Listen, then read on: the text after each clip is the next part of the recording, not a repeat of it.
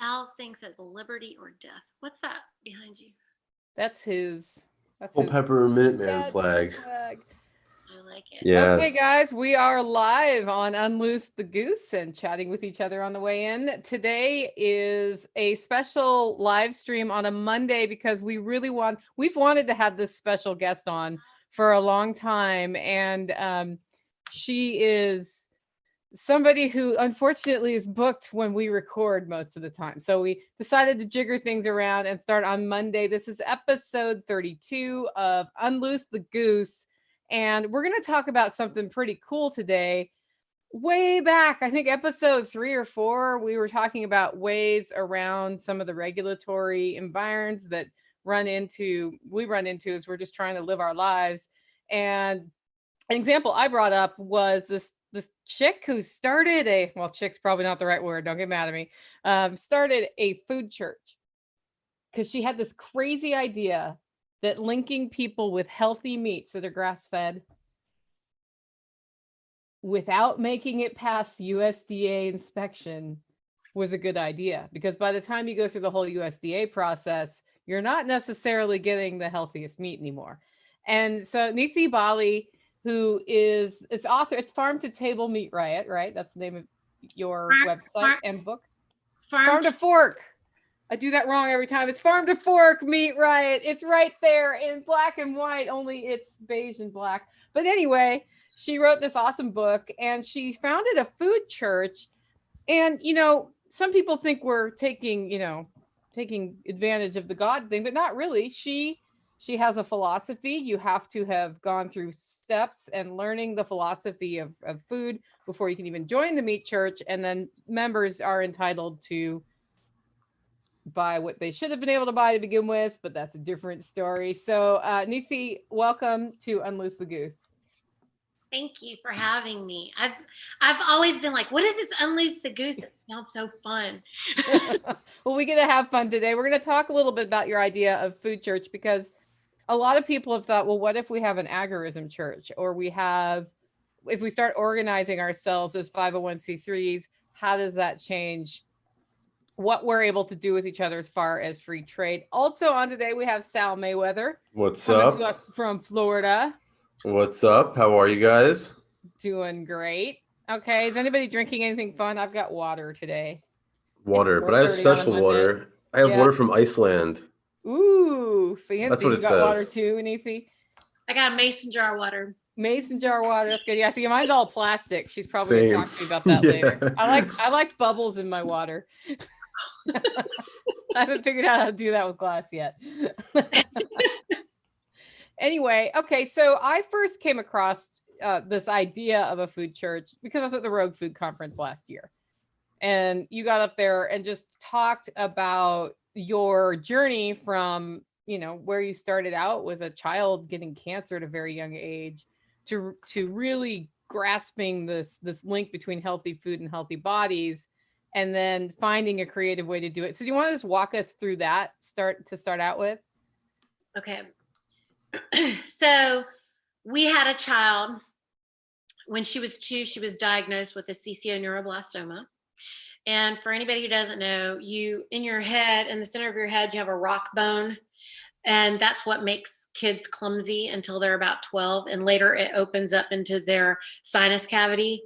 And her entire rock bone was eaten up by this cancer.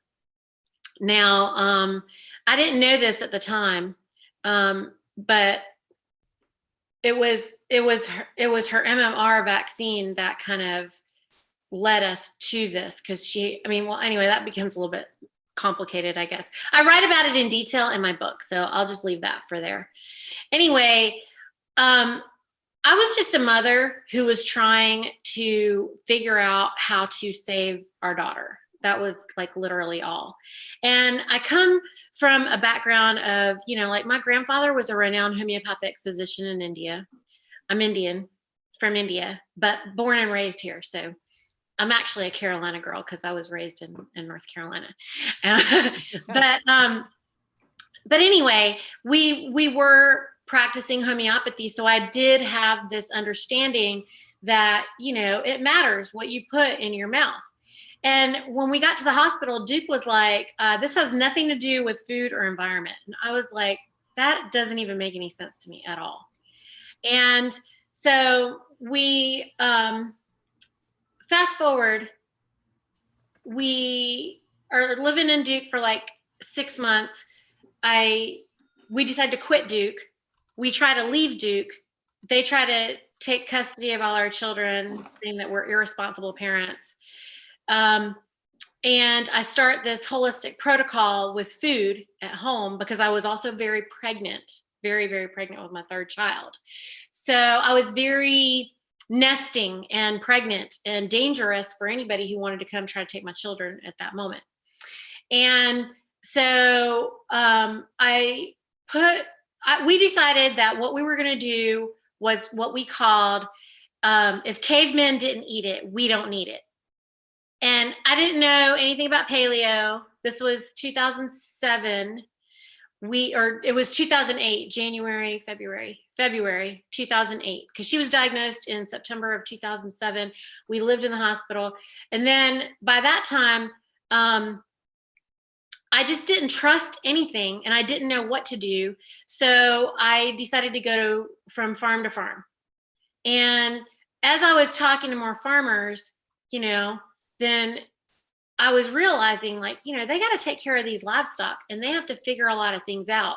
And I was having some really profound conversations with these folks that were raising livestock about cancers. And what I was learning was what I already knew, that it matters what you put into your mouth, and if I didn't know, if I couldn't walk the land with them and feel comfortable, if I didn't think it looked normal, whatever was happening, because I'm not an expert at that moment, right? I don't know anything about how you're supposed to raise livestock. I'm not a farmer. It's like totally outside of my scope. So I'm just letting them teach me. And if it sounded really good, boom, I bought stuff from them. My only rule was, if you don't let me come see your land or come to the farm, I won't buy your stuff. Like, I need to be able to come to your land. That was my only requirement. And as I start doing this, the long and the short of it is, I found out I couldn't get meat everywhere. At that time, meat was not at every farmer's market. It was mostly only produce. This is, again, 2007. Also, just a note, no YouTube till 2008, no iPhones. I wasn't able to research in the way that a lot of people are used to doing things right now. Okay. It's kind of changing now anyway. Right. Yeah. You got to know what I know to be able to do what you want to do, because you can't do the YouTube thing anymore. But at that red hot moment, I had to research with boots on the ground. So everything I was doing was boots on the ground or in journals or books or something of that nature. And so, of course, everybody knows Sally Fallon Morell. I was following a lot of the Nourishing tradition kind of stuff, but I knew that we needed to eliminate sugar. So I was leaning real heavy on anything that I could get at a farm, because I wasn't going to figure out how to harvest wheat or something like that. Okay. Not in North Carolina right here. So if I couldn't buy it from somebody who was raising it that I could put my eyes on, because if you read in my book, I told you that I threw away everything in my house. Like, I literally went through everything in the kitchen and I took it and I threw it in the garbage. And I told my husband, don't ever bring this stuff back. It's very extreme. But we had a gun to our head. Our child was, dying. I didn't know what was going on, and they didn't know anything, because, there's no cure for cancer, right? So there's that. We start feeding her, and do you know, in 4 months, and I only know that it was 4 months because we tested after 4 months. It could have been 2 weeks. I don't know. But 4 months, we had arrested her solid mass tumor. Duke was like, we don't know. And all I was doing was feeding her regenerative meat from people who I could put my eyes on, and a little bit of vegetables, and not even fruit. What do you mean regenerative?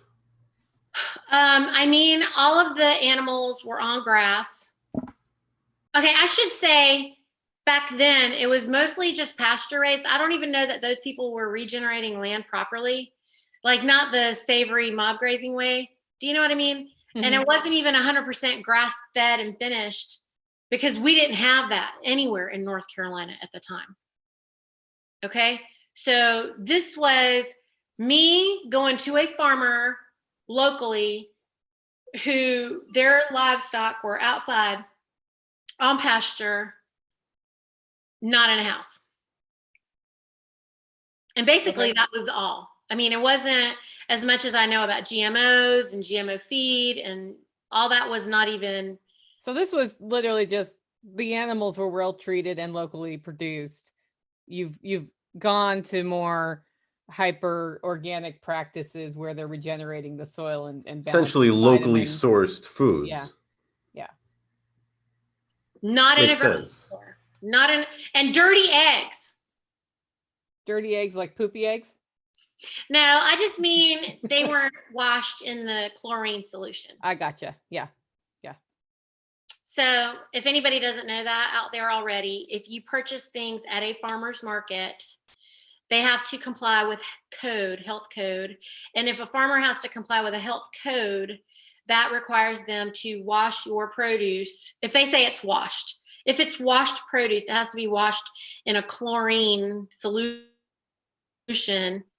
which is crazy. I mean, I didn't know that. And I didn't know that if it was in a grocery store, I mean, this is before Food Inc. and everything. Okay, guys, I didn't know anything, but all I knew was that something is not right and I needed to find people, and that was all.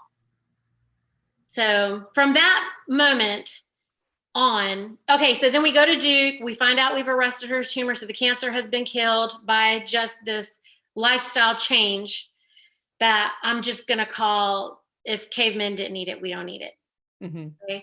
And then I learned that my farmers were going to quit, because I went one day to go get my stuff, which, by the way, I used to drive from farm to farm to farm. That was not fun, because if I went to the market, everything was adulterated. I couldn't find what I needed there. So if you can imagine, I have a brand new baby that was just born in March and a child with cancer and a 3-year-old. And it's not fun or easy or convenient. And I don't even know how much money it costs, because I don't care, because we have a child that's dying. And when people tell me that they can't afford real food, I'm like, you don't know what you can afford until you try to do it. You don't know anything. And I was spending more money driving from farm to farm to farm every week. That was crazy. So fast forward a little bit. I have all these other families that are finding out about what we're doing, because my farmers are going to quit, because they're like, we really like you, Niti, but we can't raise food just for you. So they needed more customers. They needed anybody to care. Mm-hmm. They needed anyone to care. And I am a professional closer and a marketing specialist from my past life. And I thought, oh, I know how to do this, but I have 3 kids and I wasn't really trying to be running this thing. And I thought, oh, if I just help these farmers with a little bit of marketing, that was my idea. Okay. Mm-hmm. Which turned into this whole thing that I did not plan. There was no business plan. There was no plan. There was just me saying, I need food for my family. And what do I have to do to keep getting it? And as I'm progressing through this, now I can kind of laugh about it and be like, okay, that was kind of like the same as me trying to be a farmer and not know anything about farming. And then I just buy this land and then I go out there and I just got to figure it out, which a lot of people do, you know? And I was kind of doing that on the other side, right? And as I would try to do one more thing, I would find out I'm not allowed to do that. I'm not allowed to tell anybody that this food turned her cancer off. I can't tell anybody that. That's making claims. And then I found out I am dangerously in deep water because I'm making health claims, even a bigger deal. Because in this country, if you don't already know, you have no medical freedom. It is the most regulated industry is the medical, I call them the medical mafia. Because as far as I know, they haven't cured anything at all. All they've managed to do. The medical industrial complex, right? Right. That's what they are. I mean, I think they're about the same as the military industrial complex. Probably even worse. They might have killed more. Who knows at this point? I'm pretty sure that they only commit medical murder. I just don't know anybody who they have ever healed. I mean, in my case, it was just pointed out to me, and, you know, we were assaulted. I like to tell, I'm here to tell you, we were assaulted. And they murdered our child. And when they knew that she was already terminal at best, I mean, they had to know that because I'm just a mom, I'm nobody, and I figured it out. So they had to know that because they're the professionals, right? I mean, they're the medical professionals, and I don't know anything, and they know everything because they have all these degrees or whatever. But isn't there a Hippocratic oath?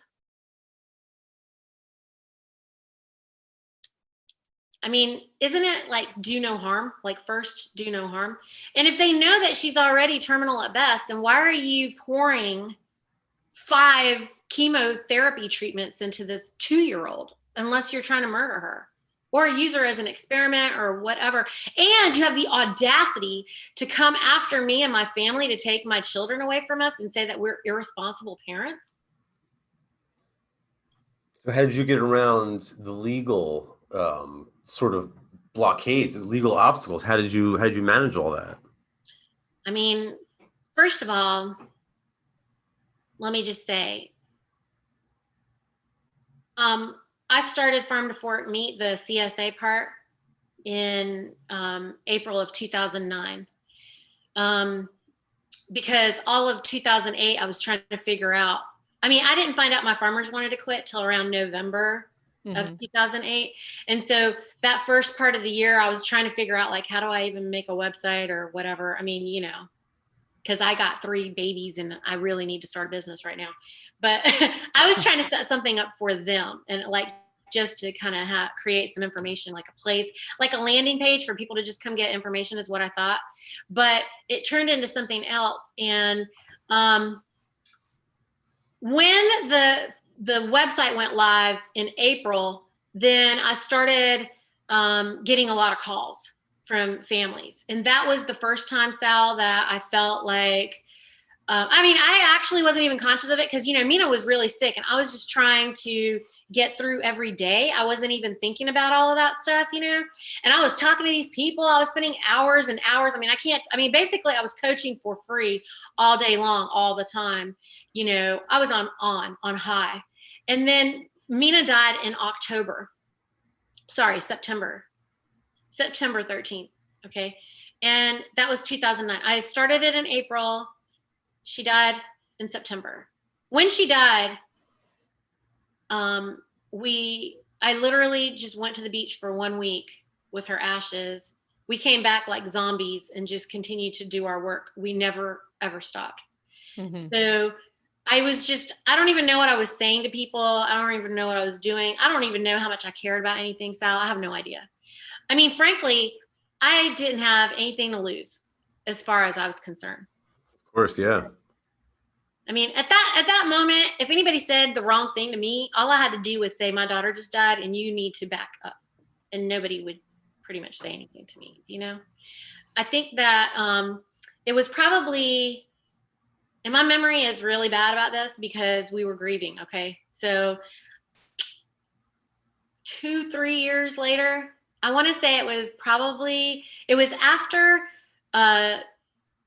Jeffrey Smith's GMO book, I think came out in 2000. I think he published it in 2009, but I didn't find out about it till 2010. And then very shortly thereafter, Dallas Austin and Melissa Hartwig wrote the Whole 30. And that came out, I think, a couple years later. When all of those things were coming around, it was interesting to me because all of them had published or were researching or doing whatever the same time as me. And we all came to this same conclusion about the food, the GMOs, and all these things. And at that point, I'm trying to find like higher quality. You're talking about my grade levels of, the standards or whatever that I wrote. Well, the standards that I wrote were based on all of this cumulative education that I was gaining. And I had been, reading Savory's books and stuff. I don't know if you've read Alan Savory's stuff, pretty dry, but like I had read his stuff, and I was like, I was determined to figure out like what is going on. If we're going to do this, then I need to know something, and I didn't understand. And farmers don't really talk to people who are not farmers. Yeah. Not really. They weren't very, helpful. They may not know, like the ones, because the big communicating farmers do. But I've found, because I'm pretty tight with local farmers here, it takes them a little while to get to know you. And then they know about the raising of the food, but they haven't necessarily linked it to health. Oh, That's what I see. Like we have a number of farmers who raise in more conventional ways vegetables, and then I'll see them like trade that for processed food. So they're like getting sugary things margarine? in exchange for like baskets of tomatoes and whatever. And then I think, okay, I see what's going on there. But I've also watched the same local community learn as they develop health problems. Oh, I need to stop. Like we have one who won't use pesticide anymore because he realized, oh, that's killing people. So I'm going to stop. Right. And then it has totally adjusted his practices. So I think part of it is if you look at how traditionally you learn to farm, it's very different than sort of the more regenerative agriculture circles that we run in. And bridging that gap's a little hard because you're telling somebody the whole time, like the whole way they've lived their life, oh, that's wrong. Well, try this other thing. And we don't know if you'll make money or not. Just go for it. I think a lot of people are saying stuff like that, You'll make money, read my book, share my book. That's, what? I wrote this book for them. Yeah. I wrote this book for anybody who's farming, who wants to go regenerative and needs to know how to explain to somebody what they're doing. Because I feel like there's nothing more diminishing than for a farmer to have to explain their worth. Use the book, give it to the customer, and say, this is what I'm doing. So for all the people who are not watching the YouTube, they're listening, that's Farm to Fork Meat Riot is the name of the book? Yes, and they can get that on Amazon? You can get it on Amazon if you want to give Bezos your money, or you could go to farmtoforkmeatriot.org and you can just buy it from me and I'll sign it for you. So buy it from That's her. The way to do it. Yeah. You can, I will autograph it and sign it to you, whatever you want. You can leave me a message and I'm happy to do that for you. And I actually sell these books by the case at a discount for any farmer who wants them. And I will write in there, regenerative meat from ABC Farm Heals and sign it because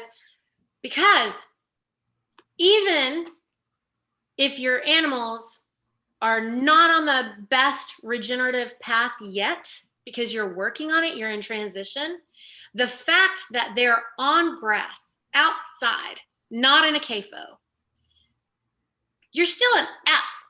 Now, when I was writing my report card, Joel Soliton told me I needed to write this report card, by the way. It was his idea. He's like, you got to put a grading scale in the book. And I was like, that's like giving a mother a report card on how to raise their children. It's like, really? So please take the report card with a grain of salt and know that I am not trying to write a standard like the government writes standards, because that's ridiculous. Okay. You can't put a standard on life based on your landscape, based on your creatures. I mean, it's like your family, right? Like how you raise your animals. But there is obviously a level of care and consciousness that's required. And, you know, I guess I'd have to discuss that with everybody on a case by case basis. We can't just, I'm not trying to say that this is like, you know, don't take this like some kind of Bible or something as if, you know, it is the word, because it's certainly not. But I had to frame out generally an idea. So even if you, in the book, if you're a grade F, then it's still not poison, because under the F, everything's poison. And I say everything in the store is poison because it has to meet health code. So let's talk about that a little bit, because you brought up the Bible. So now we got to talk about the food church. So why did you start a food church? You had a CSA that was going fine, and then food church? Why? Okay, so in 2013, I thought it would be a great idea. I had like 100 or 200 families coming to my garage. It was crazy. I had coolers all around my house. I live in the city in an HOA. Okay, I don't like live out in the country somewhere. I had no intention of doing this, remember? And also we were financially ruined when we went in and out of Duke. So you guys just need to know that we weren't in a position to just be able to get up and go out and buy a bunch of land or something. I mean, we're still, I would say that right now we are financially like newlyweds, because we just, I mean, just the fact that we have our house is just like a miracle. Okay. So that year I had coolers all around. We had a lot of members, and I just really needed to get it out of my house. And I thought, oh, I can, you know, like have a brick and mortar, and we can do that, and we'll just have more members. And, you know, these grocery stores are serving 10,000 households. If I just serve 500, it's enough, you know, to pay the lease or whatever at the brick and mortar. It'll be fine. Well, let me tell y'all, I got a rapid education. It was the dumbest thing I ever did. When I moved into that place, it was like everybody thought I was Harris Teeter, and they behaved that way. And the USDA started showing up, the NCDA, the FDA, everybody is coming to see what I'm doing and telling me all the ways that they're going to shut me down. Mm-hmm. Yeah, I would have told him to get a warrant and go screw. I mean, I was just not ready. I was not prepared, Sal. Like, I didn't know these people were going to, I mean, because I had a meat handler's license here at the house. And in my garage, that dude was so nice and friendly, and, you know, he was great. Oh, and then the knife comes in the back when you turn around. The minute I move in brick and mortar, he is a lunatic. He was like Dr. Jekyll and Mr. Hyde. I didn't know who this man was anymore. He was scary crazy. And he's like, well, you can't do this anymore, and you can't do that anymore. And, you know, I know that you were allowed to do this at your house. Like, we were always allowed to have one freezer for broken seals, for example. Oh, yeah. No, can't do that. You can't have a personal free, everything in here is open. I said, no, it's not. That is an employees only freezer. No, it's in this space, and you're open to the general public. So that year, Sal, that was 2013. I was assaulted, inspected, all kind of crazy stuff was going on over and over repeatedly every month. I mean, like, they're supposed to come inspect you once a year. Okay. Mm-hmm. They're every third to fourth week, somebody's there. Do you think there was community complaints going on, or why do you think they had such a desire to mess with you? I asked them. Yeah. I said, the only reason that you should be here is if you got a complaint. So what happened? Did somebody call you? No. That's what they do. That's their job. You know what it reminds me of? I'm from like New York, and I lived like 10 minutes outside of Manhattan my whole life. And it really reminds me of the mafia. Right back in the day, in like the 90s, the Gambinos would come around store by store in Manhattan and say, you're not doing things right. You owe us this amount of money. Here's the way to do it. And that it's literally the same sort of extortion, but rather than coming from the Gambinos, they're coming from the government, and the federal government nonetheless. Exactly. It was exactly that fear tactic. And they would come in and they wouldn't leave. And, you know, I told one guy, I was like, if I was a man right now, you would leave. Mm-hmm. Like, you wouldn't have the balls to keep standing there right now. Yeah. If they never repealed the machine gun ban, he wouldn't have been there. But that's a different story. So at that point, you were doing direct retail sales and not the more membership approach? I was always a members only place. That's the reason that they never could do anything. So they came in and just intimidated, even though they couldn't do anything. They couldn't do anything, and I could have defended myself 100 different ways that I'm aware of today. Yeah. But I wasn't even expecting this chaos. And the only reason that I used to require the membership before was because, remember, I was trying to save families' children. Mm-hmm. I didn't get into this because I was trying to just sell meat, food. I wasn't trying to sell the meat. I had moms who were calling me because their kids, I was part of this cancer mom group that rolled over into this autism mom group that propelled into this, you know, Lyme disease mama group so all of these sick people were finding me, which, you know, everybody's got an autoimmune condition or something because they're all medically poisoned right now.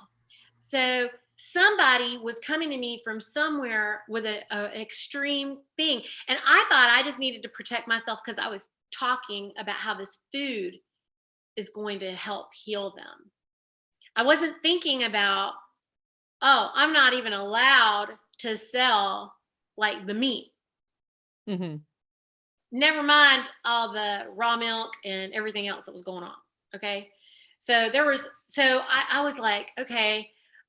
So I started meeting with some other business owner friends of mine who had joined the CSA because, you know, they all had failing health. And I was like, this is happening.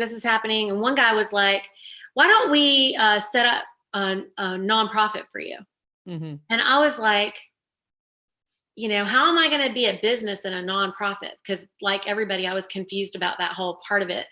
And then he goes, well, what do you think? You know, he goes, do you think that the Red Cross isn't making a lot of money? And I was like, so he like opens my eyes to how these mafia groups are operating. Mm-hmm. I mean, and they're literally blood suckers. And so then I start learning about the Rockefellers. I mean, I had this huge education, like rapid education. I see Sal knows exactly what I'm talking about.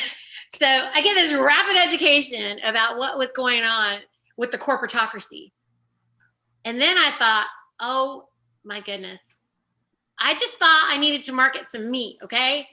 I mean, like, that's what I thought. I didn't know I had to do all this stuff. I really thought that if people would just eat real food, they would just not be sick and they would be so happy. And that was all. It was just very innocent. It wasn't, I mean, I had no intention of whatever else happened. So then I'm trying to figure out which box do I fit in for a nonprofit? What's going to work? That's true. Yeah, because there's a list. Right. I have to pick something on this list. So first I was like, well, it could be a learning center, but if I'm a learning center, then I have to comply with all these educational things, none of which I was going to do. And everything that I was saying was illegal. Everything. And I was like, the title of her next book, I hope. Everything I say is illegal. I think Joel covered. I think Joel covered it. That's true. I am working on another book right now, but I do need to do some rogue book, but I kind of feel like Joel covered it all. I don't know. If there's something missing, I got to think about it. But basically, guys, what I realized is, oh, if you are a church, you can feed anybody anything. Mm-hmm. Nobody cares. If I want to take my broken seal meat and cook it for anybody, nobody is ever going to ask me if I had a kitchen, what was the kitchen like? Was it certified? And I thought, okay, that's kind of mean and not nice. And okay, also great. Oh, is this how I just keep you right here? Okay, I can do that. And so the more I looked into it, I was like, okay, these people are my members of my church where I am preaching my truth. Love it. Brilliant. So, I mean, I just couldn't think of any other way, because it wasn't like I was a farmer that was defending my land like a Mark Baker who can defend his constitution on his land, which, by the way, y'all, did you know that if you own your land and you have a deed and not the title, you are actually not the owner of that land. I mean, everybody, if you're paying property taxes, you're essentially renting from Congress. Right. So what you want is the patent to the land, and then you're tax-free for one thing. And then you are completely sovereign on the land. So if you can figure out, you can have a title search done to figure out where the title is. And what you want is the title, and you want to put that title in a trust if you want to be completely sovereign. Now, how did the USDA react to you declaring yourself a church, and all of a sudden now you don't fall under their purview anymore? What was their response? That was fun. Yeah, that's probably the best I'm part. sure. Right? Yeah. Well, the first part of it was I told them that they were outside of their jurisdiction because I'm a members only club. And people pay me money to aggregate food for them. Mm-hmm. So this is none of their business. We appreciate their help and protection, but we do not need it. No, thank you. They ain't like that. I said, okay, well, this is my food church. You're still outside of your jurisdiction. What's a food church? That means, that means people come here and you have no authority here. I mean, you don't anyway have authority here based on what I just told you, because we're not open to the general public. And he says, yes, you are. The door's open. And I said, no, I'm not. And read my website where it says buyer beware. He goes, you don't say that. I said, well, go. You've been showing me screenshots of my website all day long. You didn't open the legal? Open the legal. Because, Pete Kennedy made sure to write in there in the legal, we are not overseen, or, every word that you can think of for protection. I mean, if the Catholic Church can give wine to 10-year-olds, then why can't you cook food for someone? I also, had the fire marshal called on me because I had a kitchen. It's just harassment at that point. That's all it is. They're just trying to ruin your life, and they're trying to dissuade you from doing this because you're making their jobs irrelevant. Well, what they don't know is that actually they're being told to shut me down because the powers that are above them know that if you have health independence, you don't need them. Exactly. Yeah, of course. And You're essentially you're a slave as long as you're need, as long as you need them. You found a workaround around the whole medical industrial complex, and that's what makes you so dangerous to them. Yes, because my brother-in-law said, nobody knows who you are. I said, the USDA does. Yeah. The FDA does. The FDA is worse. Yeah, and I bet you the FBI and the NSA, they probably all have their eyes and ears on everything that you do, I bet, very closely. I mean, so how did you get them off your back? Huh? How did you get them off your back? I don't know that they're off my back. Oh, they're probably still watching. I mean, what I know is that nobody can find me. Have you ever really tried? Because, even if you follow me on Facebook, 99% of people can't see what I post. They come and visit my page all the time and be like, what is she doing? I was going to say, yeah, don't give them a challenge, because some nerdy kid in the NSA will be looking at that like a challenge. I've got it. I've got it. You know what's interesting? Here's my question about the membership and the food church. How state specific is it? Like, can you have members across state lines, or does that mess it up from a legal structure standpoint? Okay, so I am not comfortable speaking for all this. Okay. But what Right. I will say is that under the Constitution, or within our Constitution, um, if you have a an arrangement with another adult, Hmm. and it can be a financial arrangement or whatever, a private arrangement, you are In 100. theory, yeah, that's the way the Constitution is written. How much they abide by it is a different story. But in the First Amendment, there is the free exercise clause. So you have you have the ability to practice your religion freely, right? You can exercise your religious beliefs freely. That is actually still pretty solid. That's the one thing that they haven't really intruded too far on. Although we saw Yeah. Cuomo rounding up Jewish people in New York a few months ago, Yeah. They've but been arresting people in the churches, and they've been putting tickets on cars of the congregations at in your church. of the churches around here. Yeah. And that's because of the Not COVID at thing. my place, but Oh, for coronavirus. I see what you're saying. Now, mm. have you experienced that sort of harassment? Okay, well, for us, we were in my house because I had quit the brick and mortar because people were acting like it was Harris Teeter. And I was like, you know what? You guys are crazy, and I'm shutting this down, and you need to understand what it is that this is. And real food is not something that I can put, I mean, I can't put margins on it to make you, I mean, I'm not making the margin that Harris Right. Teeter was making. Mhm. Okay. Mhm. And the other part that nobody really knows, except for the people who do shop with me, is that they are paying my farmers directly. What I do is I have created this space where basically the farmers are members also.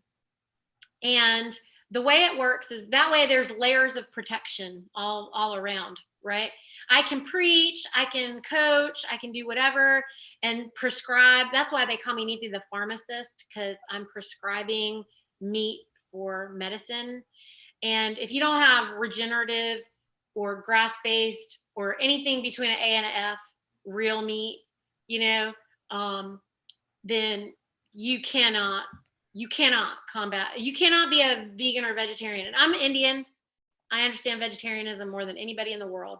And I'm telling you that it is impossible for you to be plant-based and thrive, as is evidenced by this push to get rid of meat and to push a plant-based agenda, a goo chemistry project based agenda, because that's how they keep everybody's mind warped. You can't think straight. So you're anti-Incredible Burger. I am anti-chemistry projects. Okay. I am even against nutraceuticals, which people do not like me saying that. And I'm like, listen to me. If it is in a box or a pouch or a container, or if you got to drink it and it's not bone broth or water, I mean, tea and coffee, I don't know, bourbon. No, I'm just kidding. Yeah, bourbon. I'm joking. That's usually what I'm drinking. Bourbon is better than.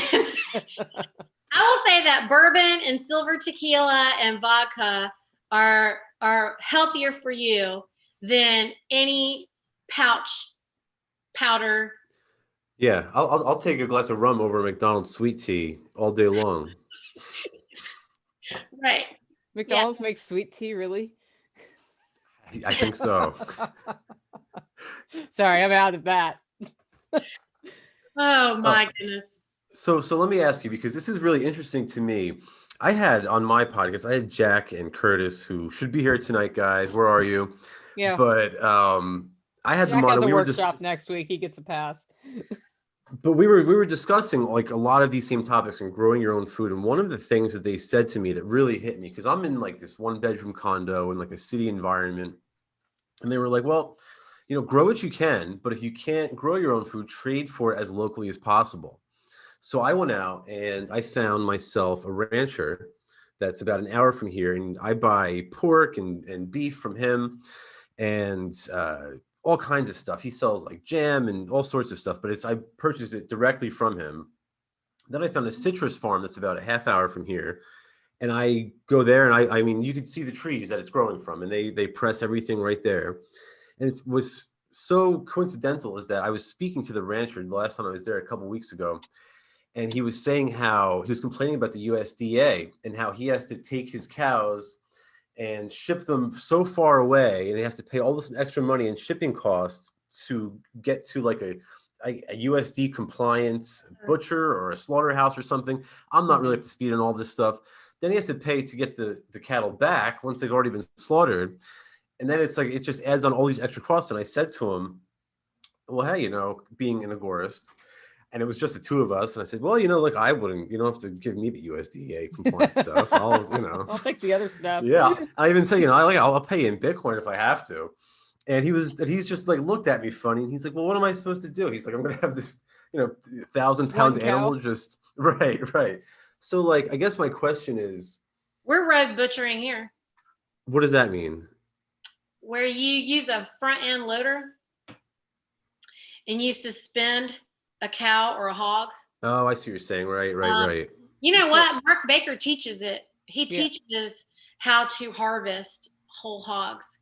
And we did a similar thing with beef. Well, I'm actually going to learn that at Nicole's workshop. That's one of the things that I'm planning on learning in next month. 5 weeks. We're going to do that here with a pig and then roast it. Serve it to everybody. Well, the other thing you could do, Nicole, is you could teach that class. Yeah. And let everybody have their own hog to butcher. Yeah. Or, I don't know what kind of space you have. A lot of hogs. Yeah. However it is that you have. We do a class, Niti, where we raise chickens, and we do a chicken processing class, and everybody goes home with their chicken. Right. So but in Tennessee, I can sell up to, if I raise fewer than 3,000 birds and we slaughter it on site, I can sell those as long as it's from here. Well, you're not selling the birds if you're teaching a class. That's a good point. Well, I don't raise 3,000 birds. I raise like 50 a year. So. Right. But if you wanted to raise like 10,000 birds and people were getting them because of the class and not because they're, if I come and take a class with you, I need to be able to go home with something to show for it. Mm-hmm. So, that has not anything to do, I'm not buying anything from you. I'm coming to take a class. And if you happen to give me a chicken and I happen to give you money for that class, then all's well that ends well. I'm paying for the class. Right. And I'm charging for the class, not the bird. No. And if I'm supposed to go home with what I ruined, because maybe you're teaching me how to butcher them, and I'm learning. You can't sell that stuff to anybody, Yeah. Yeah, and it's true. We did have our moments at the last class, but it's like, oh, good. This is what you have to do when you make a mistake like that. See, when you mess the pork chop up, now you got stew. Isn't that amazing? Yeah, I screwed up bacon, so I've never done. It's so salty you can't even. So I soaked it in water, right? Because it still doesn't taste very good. So now it's stew bacon. It's fine in the stew.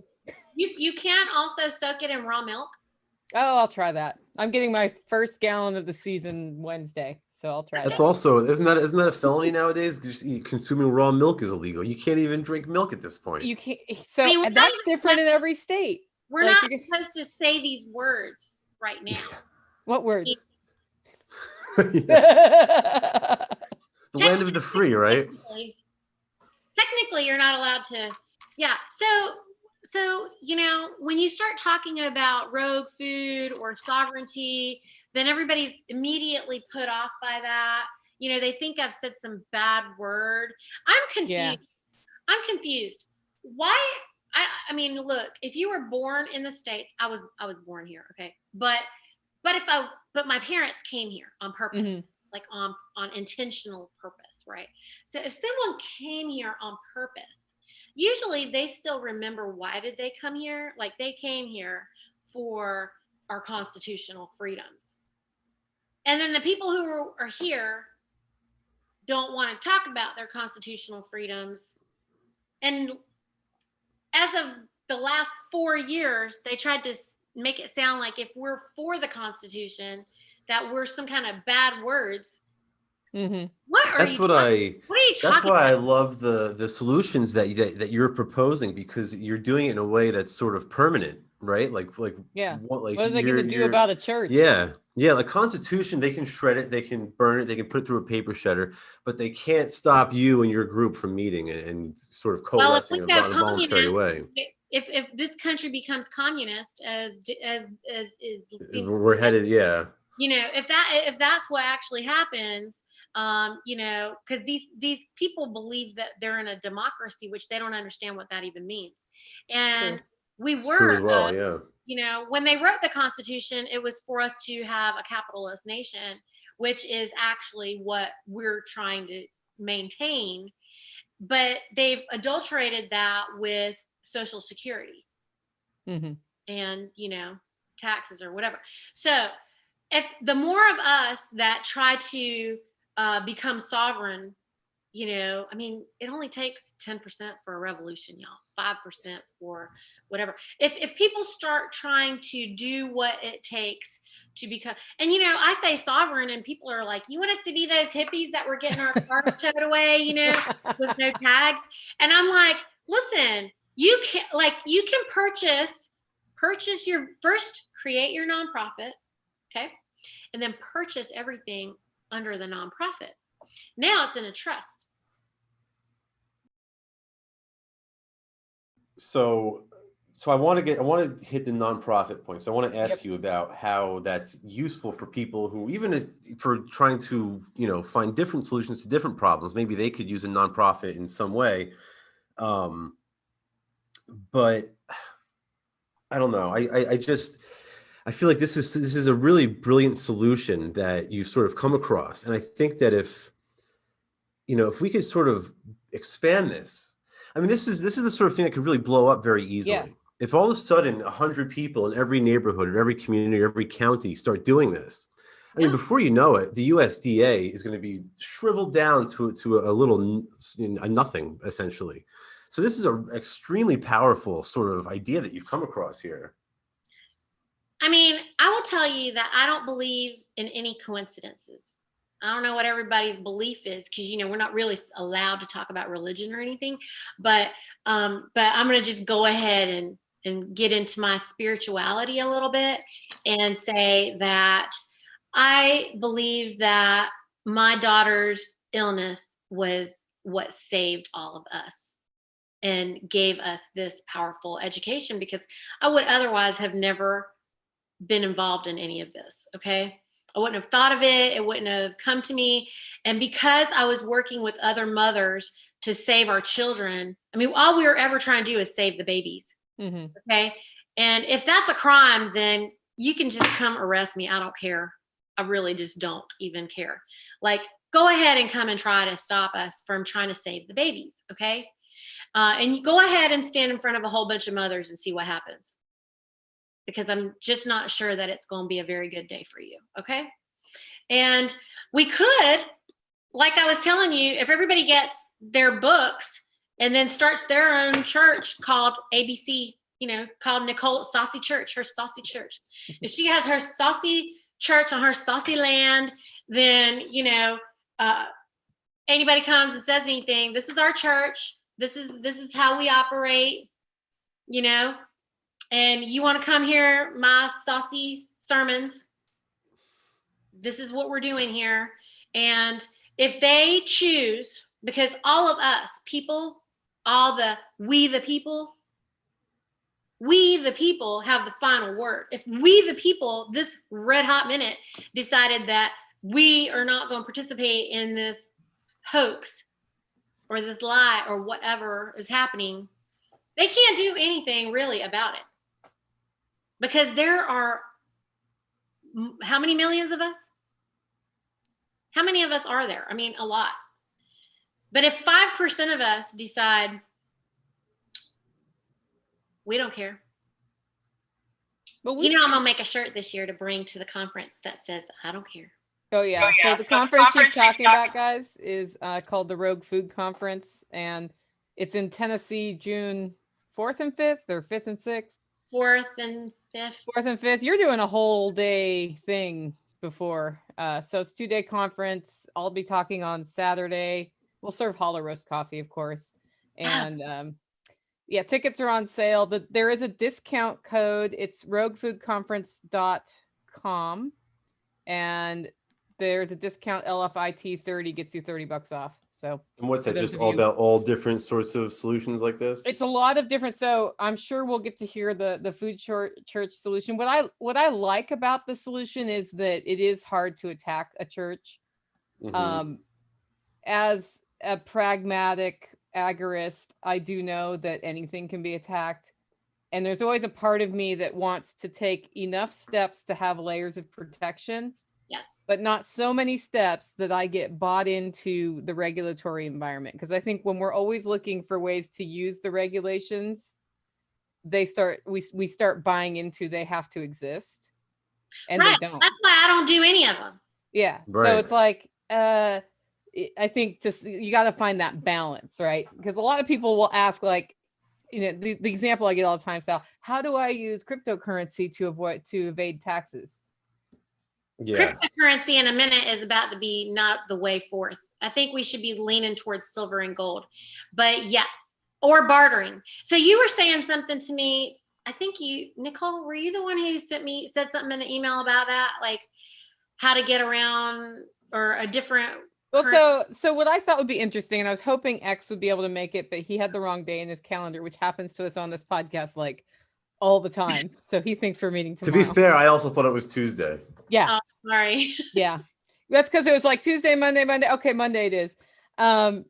Luckily, I reminded everybody this morning. Yes, thank God. He's figured out how to basically you get credits inside the corporation that you use with each other. Uh-huh. And that means you're not using a central bank, so they're not taking the 3% for every transaction.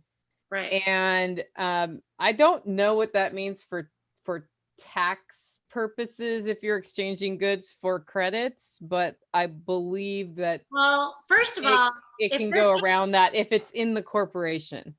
Well, if it's a church and they Yeah. donate their tithes Yeah. in exchange for church tokens, Mm-hmm. see how that works? Yeah. That's real clean and simple, easy. You can figure out how you want to manage that ledger. mm-hmm. It can be on paper for credit card-ish, because you can have a ledger. Yeah. I think he's solving the ledger question. I don't know. Well, Sal, have you can solve dove it into by that? being in very a deeply? church and having tithes. So if I make donations, my membership pays us a fee, right? Mm-hmm. They're paying their CSA fee, they pay a membership fee, Mm-hmm. and that allows them access.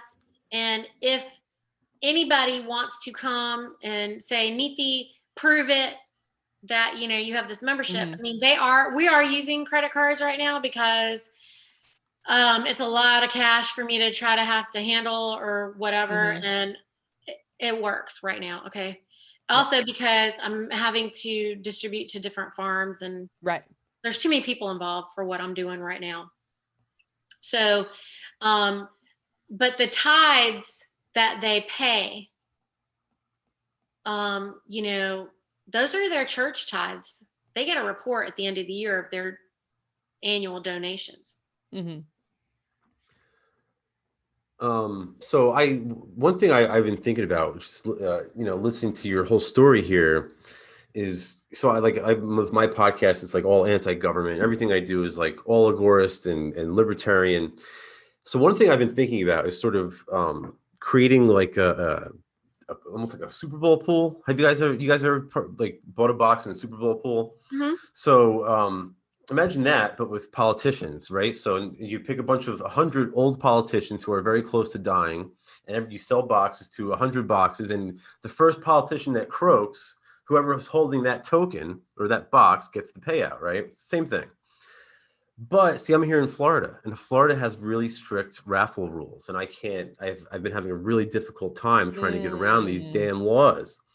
So one way I could do it, I've learned recently by speaking to some friends of mine that are lawyers, is by setting up a nonprofit. and I could actually pull this off. So my question to you is, what does that process look like of setting up a nonprofit? Is that like a legal nightmare? Did you have to pay lawyers all kinds of money to do it? Is it something I could do on the internet? Yep. They actually had an easy form for the Yep. first time the year that I filed. Oh, Is you, it, it's you a did the state right thing year. or state or federal though? It's a federal tax Federal. ID. Okay. Hmm. And you're supposed to you get the federal ID, but you're also incorporating in your state. Yes. And every state's a little bit different because I've done a couple of nonprofits in different Okay. states. For us, Personally, I I- like to give a lawyer $500 to do all that paperwork because I hate paperwork.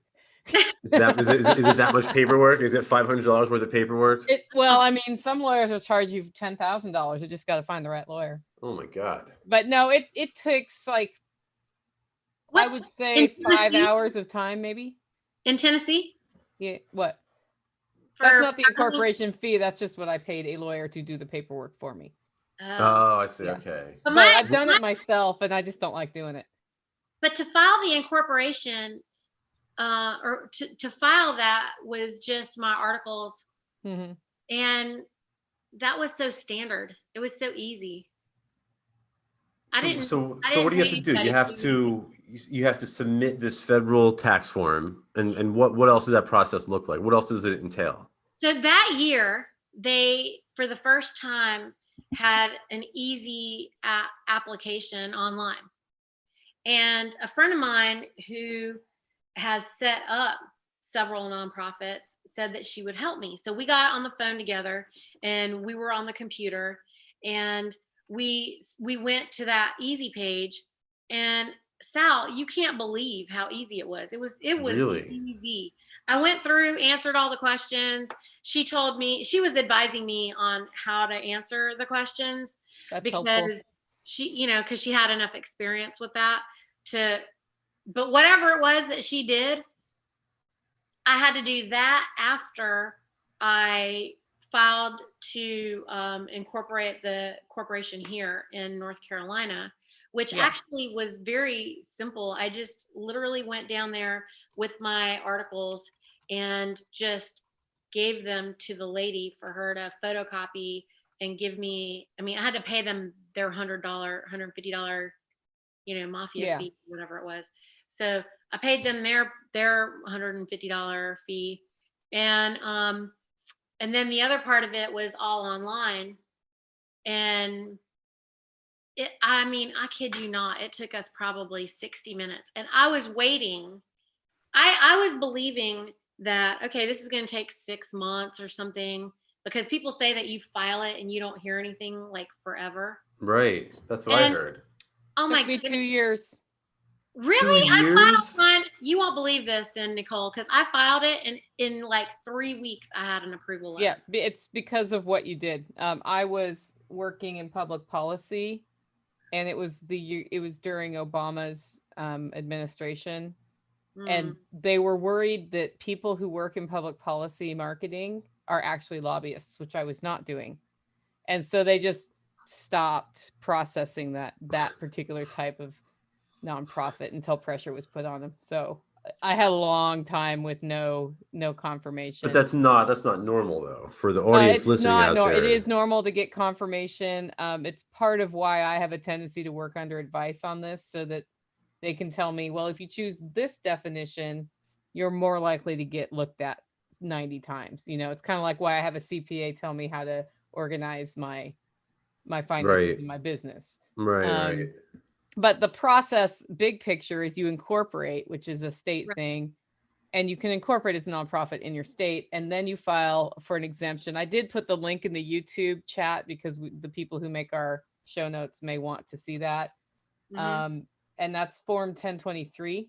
Yes. And then they evaluate it, and it is, you're right. Now that it's online, so much easier than when you used to have to print it out and do all that, and then you're either confirmed or not. The other piece, in many states, you have to register with the state and do special reporting with them. But And it's helpful to find out what they're going to ask you before you do all your financial tracking for the year, so you don't have to go back and redo it. Ask me how I know. Well, so I do have an accountant that does that part of it. Yeah. And we've been able to file the little postcard thing, and Yeah. So yeah, if you it's get so over easy. if you get over a certain amount of money, you have to have an independent audit every year. Okay, well, they have tried to audit us. Yeah, that's Which, different than the independent audit, but yeah. oh, How'd okay. that go? You got audited by the IRS? She, yeah, twice. And she was amazing. I don't know. I mean, I didn't do that by myself at all. She had these 2 binders that she gave them. Yeah. And she was just like, because really they have to prove Yeah. that I did something. So she just gave them everything with her highlighted notes in the front of each chapter that she binder. And she's just like, well, here you go. Find the money. Tell us when you found it. And immediately I would get refund checks. Mm-hmm. So they were just like, okay, Yeah, the IRS Never is, mind, they're is organized. they're not that committed, y'all. Yeah. Well, and traditionally, True. people who are running nonprofits who are mission driven are not necessarily financial tracking driven. Right. Yeah, And also, true. Smaller they were, ones. well, so I'll tell you what they were doing. They audited us because they said that surely we must be taking cash. And if we have this many dollars in credit card fees, then we must definitely have this much in cash.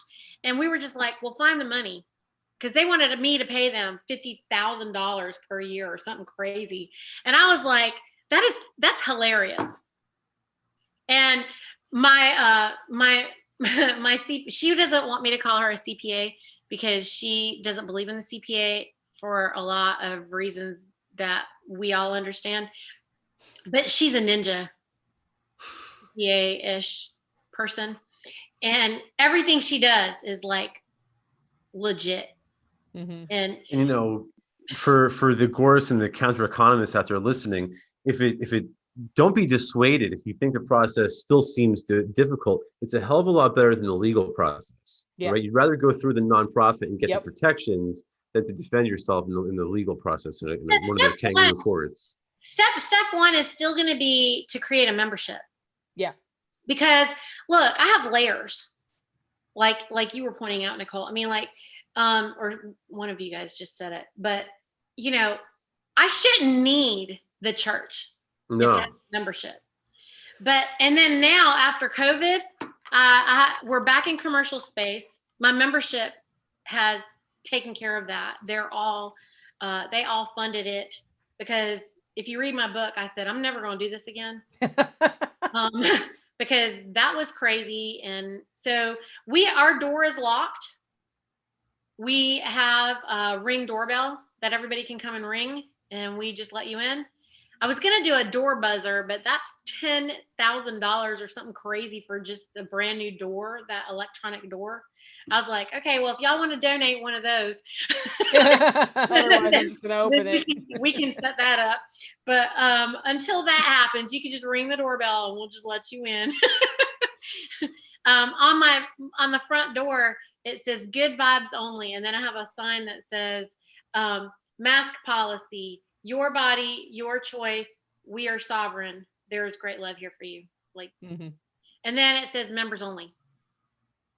And everybody needs to be escorted. So like all these gyms and stuff, they could just do that. I mean, they already have the very expensive buzzer door thing for our cards to be swiped in or whatever. Mm-hmm. I mean, they should just say, your body, your choice. Do whatever you want. They have no liability because they have a membership. I don't understand it.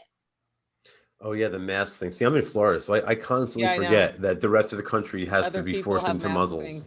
Mm-hmm. Yeah. Oh my gosh, they're so crazy. Like I really was like, do we want to move to Florida or Texas? I mean, but all my work is here and I shouldn't have to like give up our families and, I know how it feels. Yeah. I mean, do you think I could be happy in Florida? Sure. Of course I could make myself happy over there. But I mean, I've done all this work here and I just don't understand that any of us should have to play this nonsensical game. I want to may I just put an all call out there to all your listeners? Well, now we can't say no because you just did it publicly. So don't go for it. I want to call all the men to stand, I'm calling all, oath keepers, I don't know where everybody is, but like, all we need is for everybody to stand up and just say, no, thank you. I mean, why are our children, being suffocated at school? It's total. Does nobody else has no one else ever been through an OSHA class?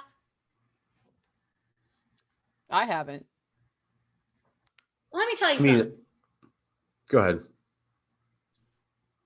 There's a lot of people who take OSHA safety classes because you need them for construction, for everything. And you cannot work with a mask on. Like, let's say that you're removing asbestos, okay? You can't wear a mask and be doing that for more than a certain time limit, because you can't be masked up like that. If you're in a hospital, people keep using this excuse that, in hospitals they're wearing masks all the time. Well, the only people that really wore masks all the time was in the middle of surgery. And when they're in that theater that has, been air conditioned a specific way, all the humidity's been removed. I mean, they get it down to a certain temperature.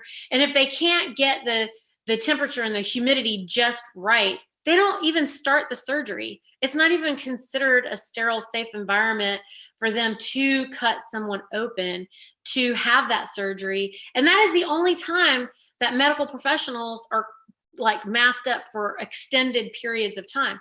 Otherwise, yeah, they might put a mask on if they're coming into a room of someone who's immune compromised, but they don't have the sick person wearing the mask, and they don't have the healthy people outside the room wearing a mask.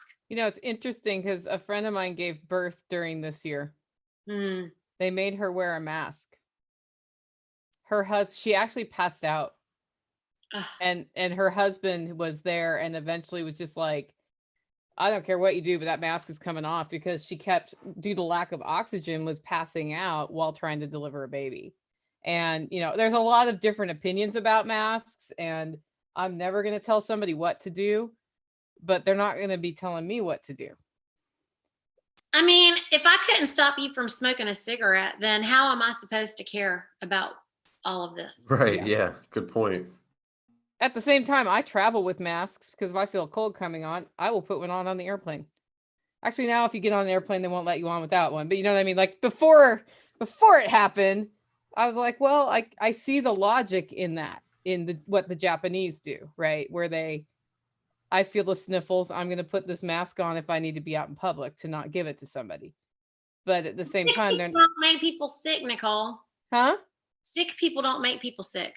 Mm. People who have weak immune systems get sick. You can't make me sick. I'll hug you anyway. If you're sick, you can give me a hug. It's okay. Okay. But I know that is not the orthodoxy. Mm-hmm. That has not been what has been taught. And so, I mean, I guess people will slam me for saying all this stuff or whatever, but I'll tell you something. I operate under the laws of the universe, like the law of nature, because that was how I came to know whatever it is that I know. I mean, outside of this rogue piece, I coach people back to health with real meat. Let's not forget why I even started this in the first place. And it was to naturally recreate and rebuild robust immunity, and to help heal people on a cellular level, which, the only 3 things that you need for robust health is correct voltage, correct nutrition, and to be able to not, be overwhelmed with toxins. And I'll tell you something, viruses are not toxins. Our body is expecting to receive a virus. We have something on our cells that is waiting to receive it. It's like an update, like a software update. It's an update. So this is a misunderstanding.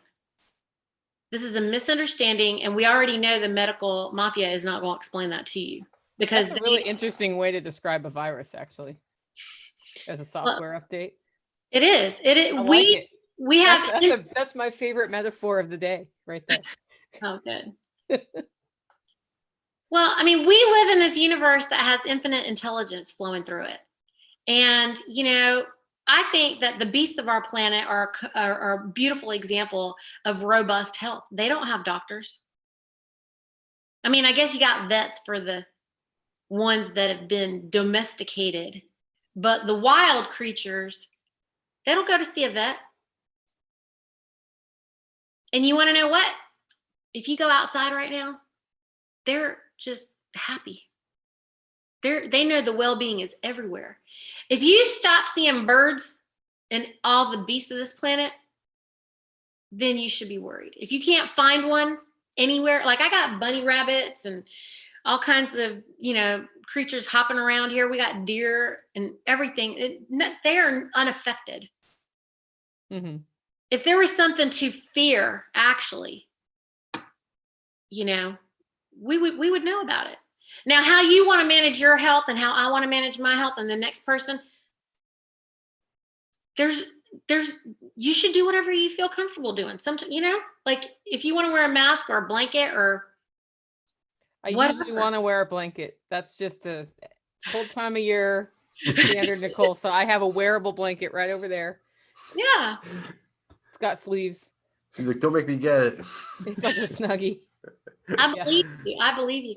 I'm just saying that how everybody wants to manage their own body is up to everybody, but don't try to tell me what to do. Yeah. And you're definitely, you're speaking our language at this point, because that's sort of like our whole philosophy here is I think the logo for our show, Nicole, and you can correct me if I'm wrong, is it's like the geese and it says, leave me alone or something like that. So, do what you want, but just don't impose your beliefs or your will on others, and then everybody will get along. And I think the world would be a better place if we all sort of had that attitude. I just love that we should, like how we're having this conversation.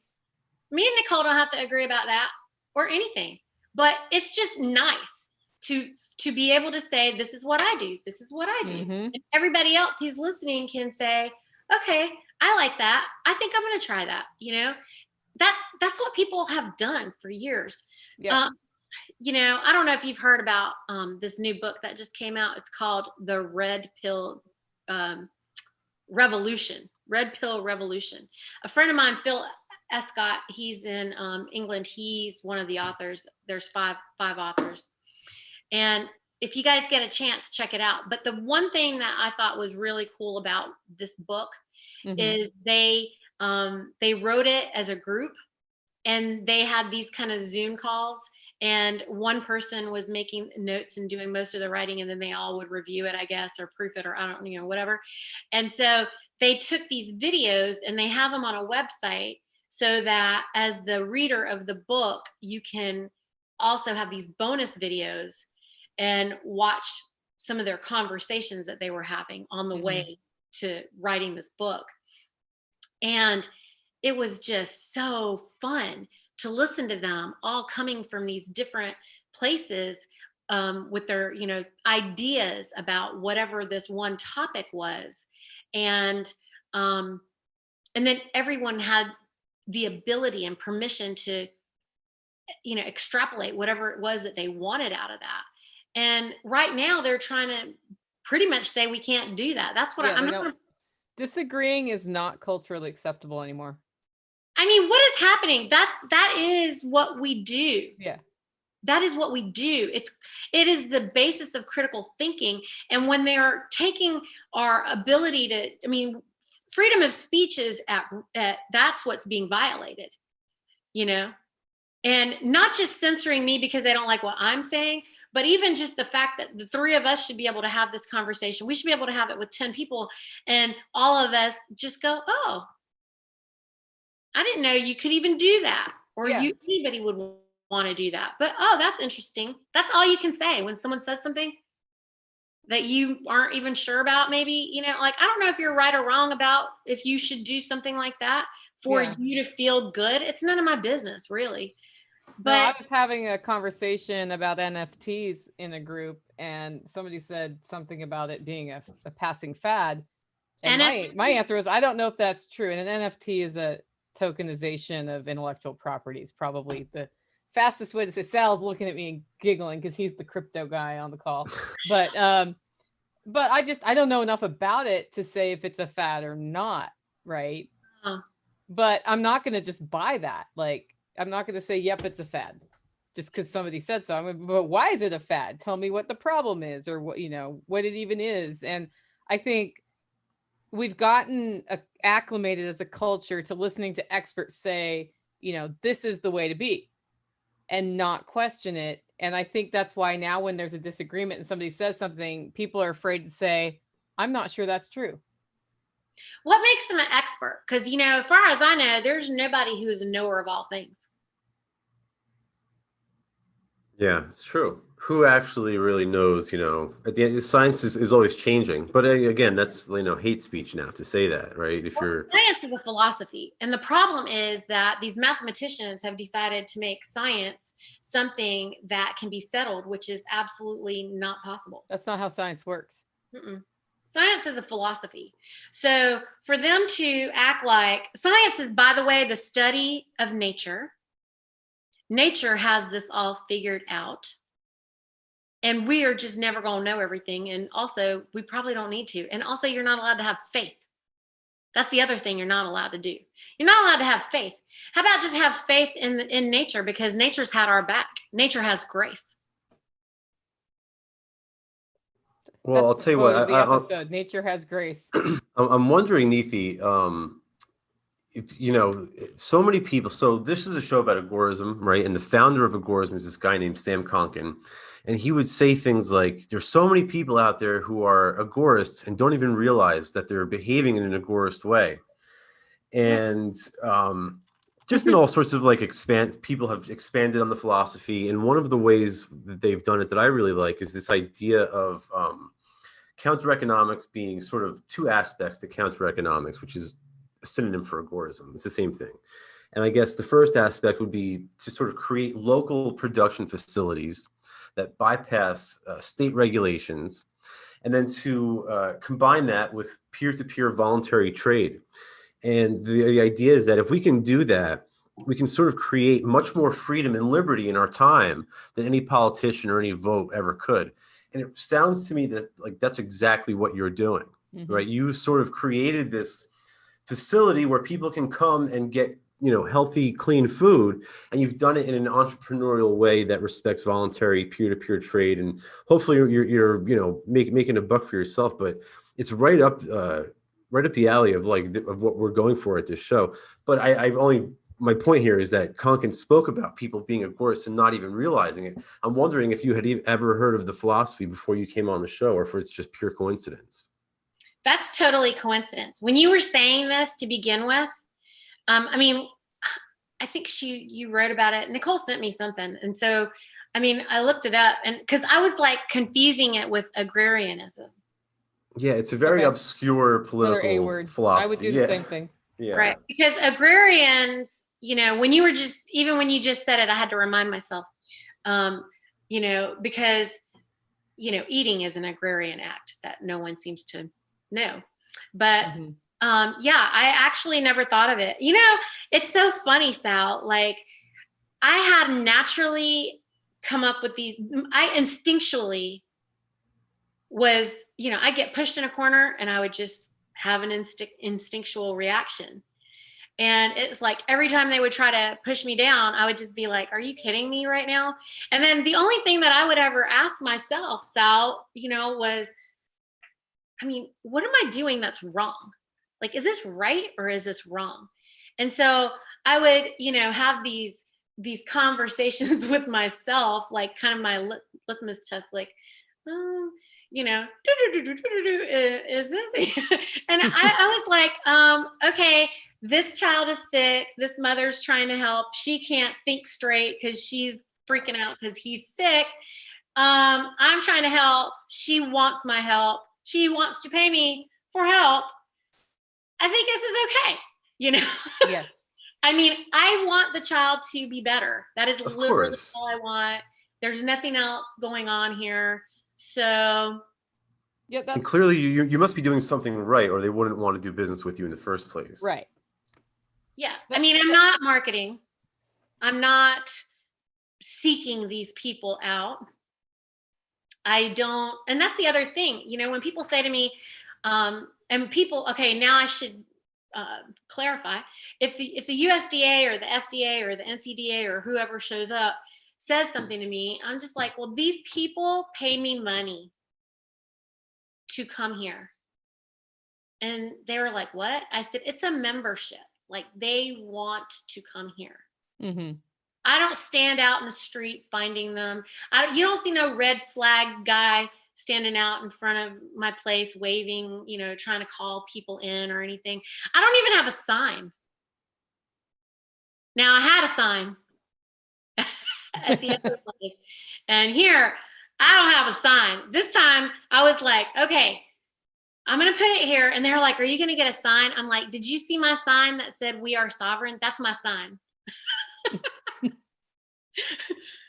I do think it's funny that Sal, and whenever Sal talks about agorism and counter economics, he sounds really smart because he is, right?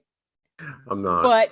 But the funny thing about agorism is it's just life and living. Like, to me, it's nothing complicated, but sometimes we try to overcomplicate it. And it's interesting to have Niti here living like an agorist and not knowing the word or having read Konkin.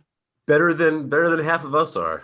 I still haven't read Konkin though, so I'm in trouble. I know, as a goose. I would like a link for that because I would want to know what it is. But you know, I'm going to say that's so funny that so I always try to simplify everything, right? Mm-hmm. I like things to be really simple. I mean, I can get into details and I can study things that are, I guess, what people might think are complicated. I mean, right now, people are terrified to take responsibility for their own health, you know, and because they've been diminished to the point where they are made to believe that they have no ability to make decisions for themselves. They can't know. That's why they're looking at the box, waiting for the box to tell them, okay, turn left, okay, turn right, okay, turn blue, you know. That's funny. I just started driving with maps again because of that. I was like, I have to know where things are. And if I just follow the GPS all the time, I don't know where things are. Yeah, you lose your geography, you know, like you kind of lose that thing. And so I think that, you know, I always tell everybody, if I operate under people say, well, how do you know you're operating under the laws of the universe, under the law of nature? And I said, well, have you guys, are you familiar with gravity? You might be familiar with gravity. I just love gravity. You know what I love about gravity is that when you get to the edge of a cliff, then, you don't have to wonder, like, what's going to happen here? I don't have to wait. I don't need the science to come back and be settled or whatever they say, because I just know I'm going to go down. And I mean, there isn't like, I'm going to maybe go down. So if I know that I'm going to go down, I can make really good decisions, you know? And so I like to operate like that all the time. And so if it's something that requires, you know, if it sounds too convoluted to me, like if I can't even understand, that means it's called lies. Normally, if it is something that I feel like someone's trying to make me feel like I'm so stupid, then it just must not be true, because I cannot understand. And so far, I mean, you're introducing me to these new terms and stuff. I seem to be able to follow what you're saying. I mean, yeah, I'm going to send you some links when we sign off here. I got some reading for you, some heavy reading for you. And I'll get it to the and show you note too, people. Nicole. Yeah, you as well. Hey, I've read a lot of Hayek. That's why I got it on this podcast. Okay. Not Konkin. Yeah, I haven't, so you got me beat there. I'm reading Adolf Hitler right now. That dude was wordy. I'm leaving. Wordy. Oh, yeah. What are you reading? I'm reading Mein Kampf, and I studied German, so I had read it in German, and I'm reading it in English now. Wow. And it's no better in English, but it's actually, it's been very informative. I'll do a whole podcast on that at some point. It's been looking forward good to for it. me to read, but I don't think I'm going to finish it. Really? I Also, mean, he doesn't like Jewish people, just for the record. Yeah. Long story short, not a fan of the Jews, Hitler. Yeah. so, But some of his observations really explain to me why the conflict between fascism and Marxism That we was can set do a up whole that other way, even though show they're on not the really different. causes. Huh? Right. We could do a whole show on the causes of World War II. Yeah. Hmm. Yep. Anyway, okay. Well, Niti, thank you so much for joining us. This has been Yes. episode 32. Before we sign off, remind everybody, how do they find you? I'm going to go around the horn to you next, Sal. So tell us how they get in touch with you if we want to get your book, learn more about it, join your church, whatever. So you can learn more about what we're doing at www.farm2forkmeatriot.org. Okay. And I have all my links there for social or whatever. And that's a good place to go, I think.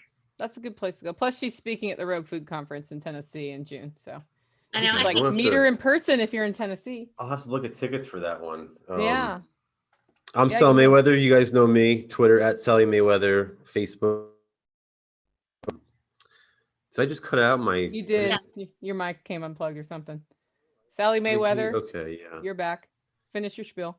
Yeah, Sally Mayweather. Sally Agorist. You can follow me. 3D Printer Go Burr and agorathreads.com. All right. I'm Nicole Sauce with livingfreeintennessee.com and hollerroast.com. Guys, if you want to help this podcast grow, share it with your friends. Give us a review over on whatever podcaster you're doing.